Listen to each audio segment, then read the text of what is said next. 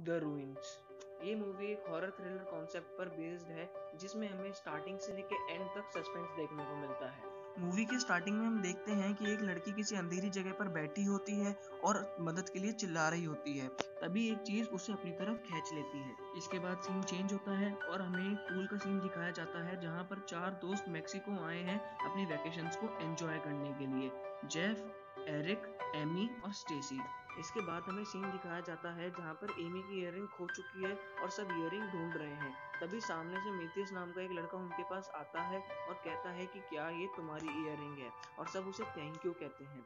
फिर जेफ उसे drinks offer करता है और उनमें बातें होती हैं।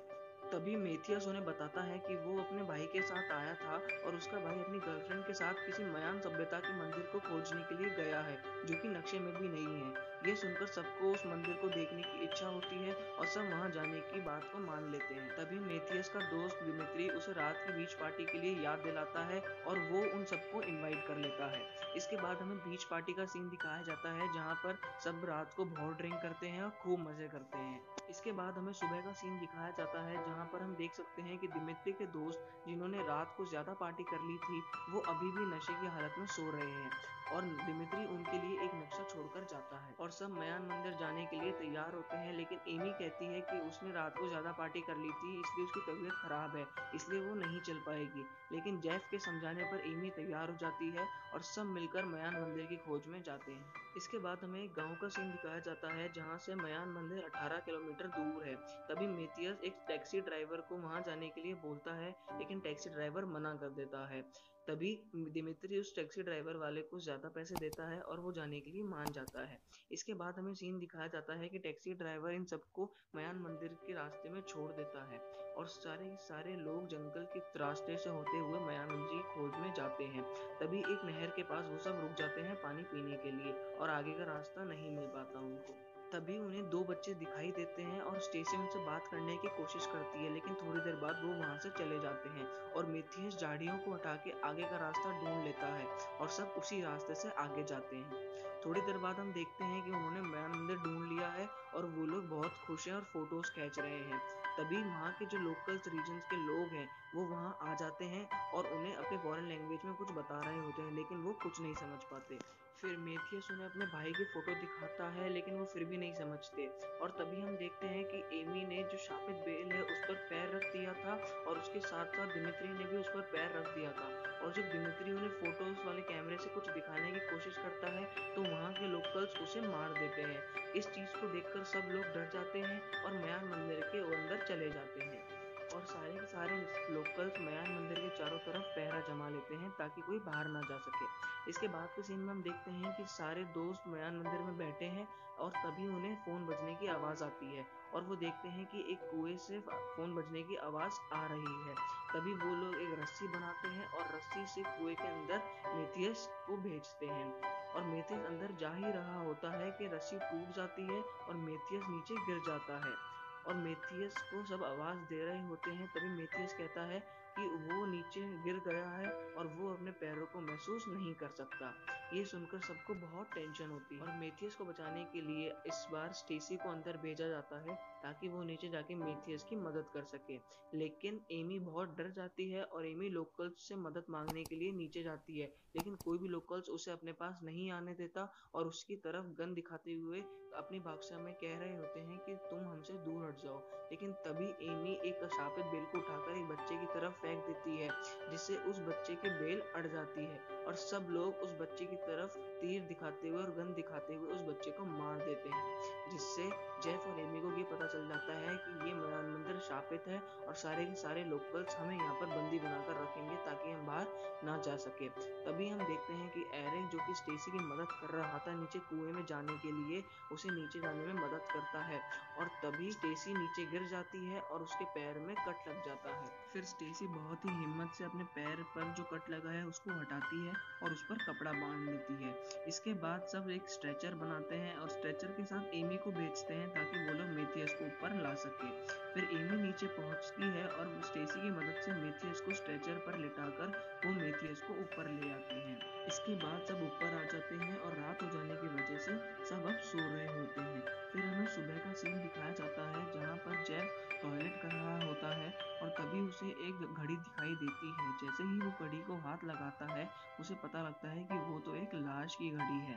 तभी हम देखते हैं कि स्टेसी चिल्लाती है और हम देखते हैं कि उसके पैरों में शापित बेलों ने कब्जा कर लिया है और उसके शरीर के अंदर वो बेल जा चुकी है।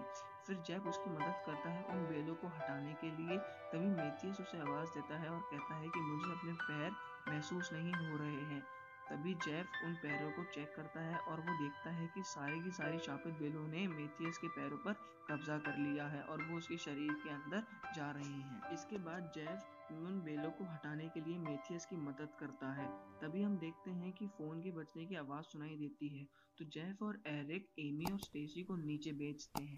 नीचे जाने के बाद स्टेसी और एमी उस फ़ोन की तरफ जाते हैं। तभी हम देखते हैं कि एक गुफा के अंदर से आवाज़ें आ रही हैं। वो दोनों उस गुफा के अंदर जाते हैं। तब हम देखते हैं कि एक औरत जो कि मरी हुई पड़ी है। ये वही औरत है जो हमें शुरुआत में दिखाई गई थी। एमी उसके हाथ से फ़ोन लेती है। तभी उसे पता लगता है कि वो फ़ोन तो टूटा हुआ है, फिर आवाज़ें कौन कर रहा है। एमी और स्टेसी तभी देखते हैं कि वहाँ पे आसपास जितने भी फूल हैं वो सारे फ़ोन की आवाज़ें निकाल रहे हैं। ये देखकर वो बहुत डर जाते हैं और वो फ़ोन आवाज़ें इसलिए निकाल रहे थे ताकि लोग उनके पास आएँ और वहाँ पर आने वाले सारे उसकी जाल में फंस जाएं।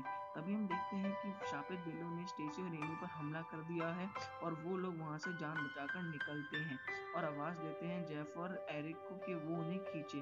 और हम देखते हैं कि शापित बेलों ने उन पर बहुत जोर से हमला कर दिया है। तभी एमी और स्टेसी ऊपर पहुंच जाते हैं और ऊपर पहुंचने के बाद वो बहुत डर चुके होते हैं कि अब वो कहते हैं कि हमें यहाँ से भागना पड़ेगा। तभी जेफ उन्हें समझाता है कि हम यहाँ से नहीं भागेंगे क्योंकि दिमित्री के दोस्त यहाँ पर उन्हें ढूंढते हुए ज़रूर आएंगे या फिर कोई ना कोई तो ज़रूर आएगा जो उन्हें इसे ले जा सके। फिर हम देखते हैं कि जेफ सबको बताता है कि उन्हें मेथियस के पैर काटने होंगे, नहीं तो इन्फेक्शन मेथियस के पूरे शरीर में फैल जाएगा।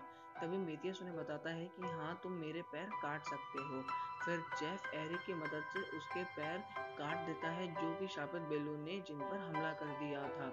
अब हम देखते हैं कि शापित बेल एरिक के कटे हुए पैर को ले जाती हैं। इसके बाद हमें रात का सीन दिखाया जाता है जहाँ पर एरिक और एमी बैठकर बात कर रहे होते हैं, लेकिन स्टेसी उनकी बात सुन लेती है और स्टेसी उन पर इल्ज़ाम लगाती है कि तुम लोग कुछ ना कुछ गलत कर रहे थे। और हम ये आराम से देख सकते हैं कि स्टेसी पर जो शापित बेलों ने हमला किया था उसकी वजह से स्टेसी का दिमाग खराब हो चुका है।